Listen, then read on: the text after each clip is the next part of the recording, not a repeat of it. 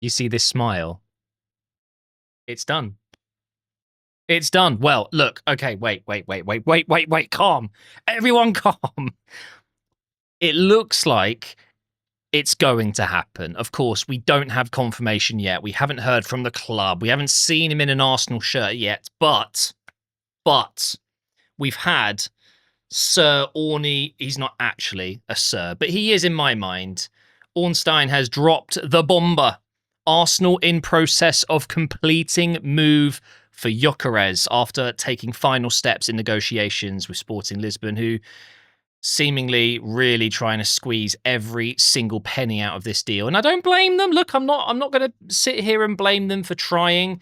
It was very obvious, though, that Gyokeres wasn't going to play for them ever again. He's refused to come into training. He's refused to go on their pre-season tour thing, which I think they left for yesterday, and he didn't go with them. And it seemed that there was a real issue there that basically communications and I guess their relationship together, player and club, had completely broken down because he really wants this move to Arsenal, and it's happening. When David Ornstein, when he tweets, when he releases information, you know it's huge. It's big news. For example, the last time we saw a tweet from him about Sesko was a year ago. So this guy, he comes in, he drops the news, and then he's off. I'm horny for Orny. This is an incredible moment, guys. So there it is. Gyokeres is the chosen one. As you guys know, Arsenal have been looking for a striker for a long time. Our track record of signing strikers has been poor under Arteta. It has. Havertz obviously came in as actually an attacking midfielder or even an 8 to replace Granit Xhaka. I don't know if you guys remember that. Obviously, it's turned out that he's mainly played as a number 9 for us. But since Aubameyang, realistically, and since Lacazette, we haven't had a top number 9, and this is it. This is it. Is he going to take the number 14 shirt? Is he going to wear the iconic Henry number 14? Is he going to take the number 10 shirt? Who knows? But this is very exciting news, guys. Finally, we now have something to actually grab onto. It wasn't that long ago. It was about a month ago when it seemed like Sesko was the chosen one. Things were moving quickly, but since then, it went very quiet. Apparently, RB Leipzig have basically priced Arsenal out. There's just no chance. The rumours are, the reports are 90 million. I'm sorry, but that's crazy. That is crazy money. So, Gyokeres, and it's going to be around the 70 million plus add-ons, which could be 10. We've got more information coming out as I'm recording this. But here we've got a tweet from AFC Stuff. Huge fan of their account. Make sure you follow them. And follow David Ornstein as well. Arsenal will pay an initial fee of 63.5 million with a further 10 in add-ons. So those add-ons, I'm guessing, will be winning the Champions League, winning the Premier League, 50 goals, 50 starts, these kind of things. Easily achievable in the short term. They will get some of those add-ons for sure, and it'll be a large portion of the add-on total. But then there will be those extra bits where they can earn a bit more, and I'm sure it'll be from winning competitions and things like that. So it did seem like 10 plus 70. So 70 up front, 10 in add-ons was the reported figure that they were holding out for. And it would seem there was a massive agent fee as well that Arsenal weren't too keen on paying, which, again, I don't blame the club. But it does get to the point where you just think, pay the money. Pay the money. In the grand scheme of things, okay, there aren't many top-level strikers available with his kind of numbers. Imagine not signing him because you wanted to spend 65 instead of 72, something like that. To me, in this current era of football, that money is so easily winnable when you have players like him. If we win the Champions League next season or win the Premier League next season and he contributes 20, 25, 30 goals, that extra bit of money is going to be nothing. It's going to be a drop in the ocean. And I'd argue, if we're comfortable spending 50-odd million on Madueke, who is a squad depth player, let's be honest, I can't imagine that Arsenal were genuinely going to miss out on this deal. And this is a really interesting point as well. So Andrea Berta has come in and done what would seem like a very, very good job in this transfer window. And apparently he's been doing things a little bit differently.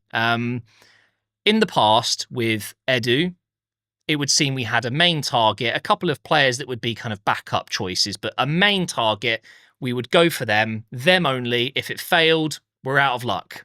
And that's when you're left with panic buying and, third and fourth choice coming in.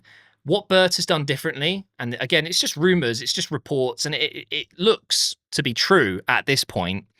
He has, with the club and all of the staff and Arteta, they've pinpointed 3-4 targets in each position, and they're negotiating with every single one of them.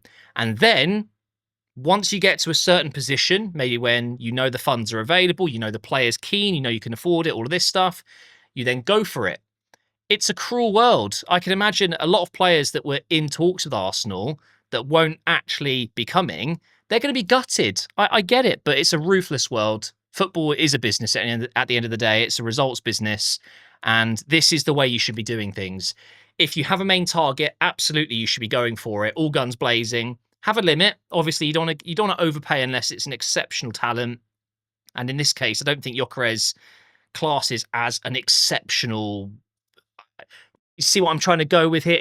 He's in his prime now. It's not like it's worth going 100 million plus for him, is it? But if it was a young player with unbelievable potential, maybe you would go that little bit further. But in this case, just line up a few targets. And in this case, it was Sesko as well. And I'm sure we did have talks with Newcastle for Isaac. And there are other players like Ekitike. And maybe we've talked to all of them. Just get them to a point where you could trigger it and then get it done. But realistically, you just want to pick your favourite option, don't you? The option that works the best for the club financially, but most importantly, the way they fit into the team. So how is Gyokeres going to fit in at Arsenal?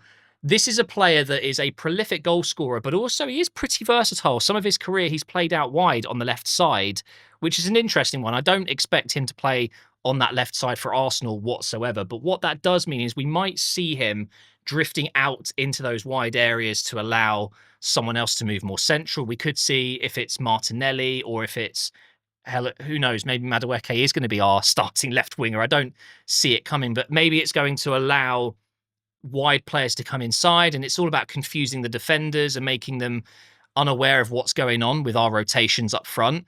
Gyokeres offers that in abundance. And this is always an interesting comparison tool as well. So this is measuring percentiles of players in each position. And you're looking at an elite, and I mean an elite goal scorer and chance creator. He's not just goals. He had an incredible amount of assists as well in the last few years. You can see here his record speaks for itself, really. 102 games for Sporting. He's played his last game. He's never going to play with them again. 97 goals. I mean, it is unbelievable, but we do need to take into account and take it into consideration that this is not a player at the top of his game playing in one of the toughest leagues in Europe. If he was doing this over in Spain, or if he was doing it in Italy or Germany, then it'd be very different. I don't think he'd be getting these numbers if he did the same amount of games, same amount of minutes in England. There's no doubt, okay, when he eventually, and I'm sure he will, when he eventually plays 102 times for Arsenal, he's not going to have 97 goals. I don't think he'll have anything close to that.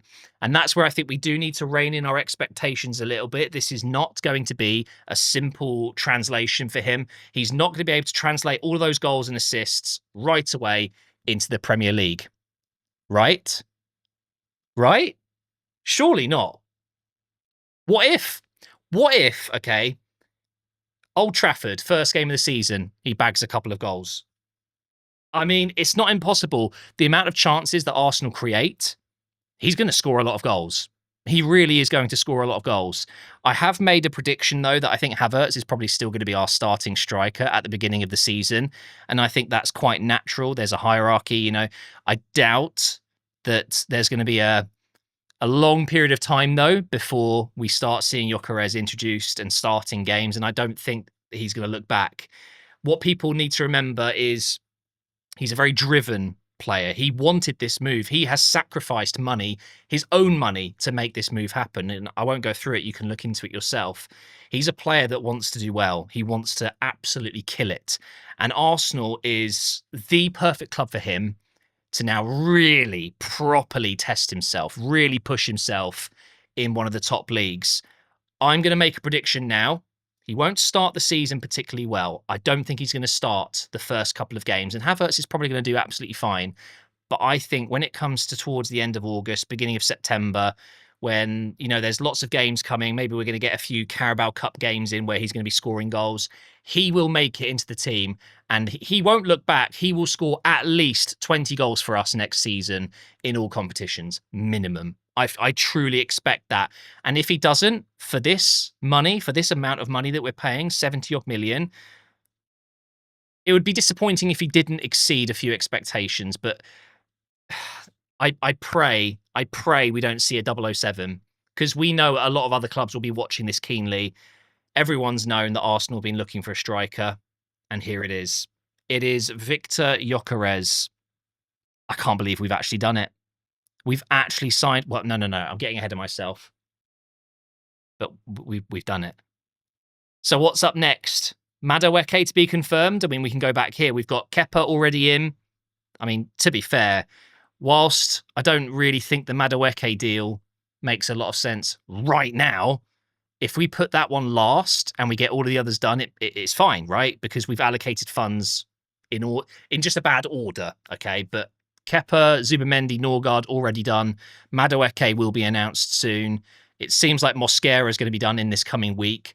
Gyokeres now as well. And then the last piece is that left side, whether it's Eze, whether it's Rodrigo. I'm telling you right now, build Berta a statue if he gets all of these players in.